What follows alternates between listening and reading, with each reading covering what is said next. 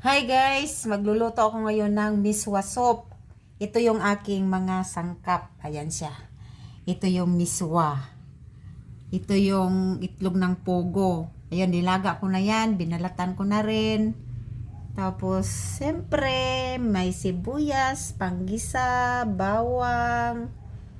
Tapos, ito yung dahon ng sibuyas. Yung sibuyas mura.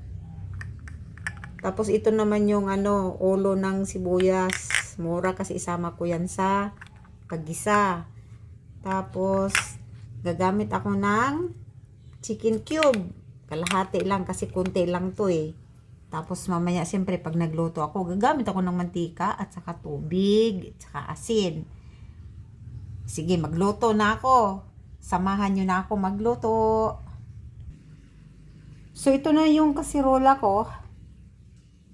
Meron ng mantika yan oh. Medyo init na kasi mula na yung kaserola. So una ilagay ko yung bawang.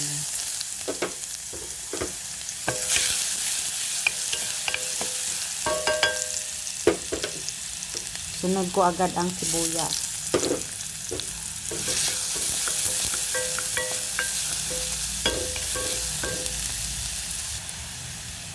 Tapos ito naman yung ulo ng spring onion.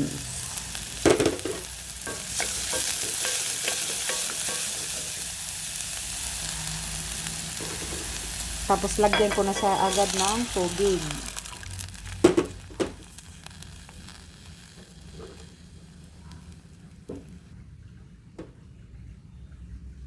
Yun, mga 4 na tasa ang nilagay ko. Dalawa kaming kakain ito eh. So, ayan na siya guys. Nagkulo na, hinintay ko siyang kumulo. Tapos, lagyan ko siya ng asin. Tapos yung chicken cube. Tapos, siyempre, ilagay ko na ang itlog ng pogo.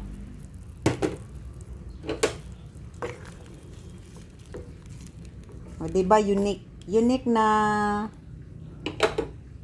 miswa soup. Tapos ilagay ko na ang miswa. Saka ilagay ko na rin yung spring onions.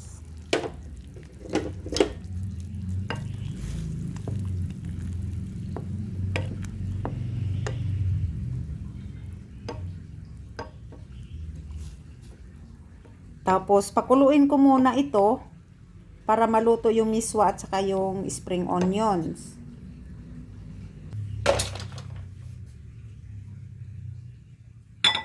Ito na siya guys. Ihahain ko na kasi ready to eat na. Ayan na siya guys. Kakain na. Thank you for watching. Bye. Diba ang bilis no?